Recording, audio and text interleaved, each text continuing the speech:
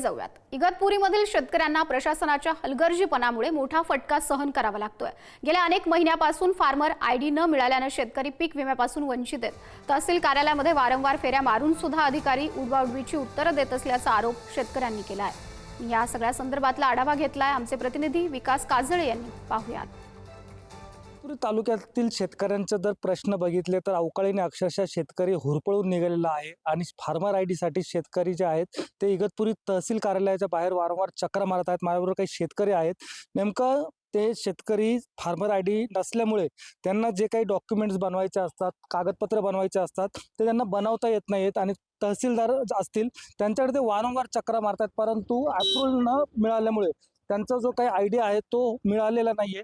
नेमकं शेतकऱ्यांचं काय म्हणणं आहे आपण जाणून घेऊयात। दादा सांगा, नेमकं काय प्रश्न आहे तुमचा? आमचं 15 दिवसापासून अप्रूव्हलच होत नाहीये, बरोबर ना। त्याच्यामुळे आम्हाला नुकसान भरपाई कर्जमाफी जी सरकारने जाहीर केली त्याला पण आम्हाला अप्रूव्हलच लागतंय, नाही तर ते ऍक्सेप्ट करतच नाही। त्याच्यामुळे आम्ही 15 दिवसापासून चक्रा मारतोय इथं।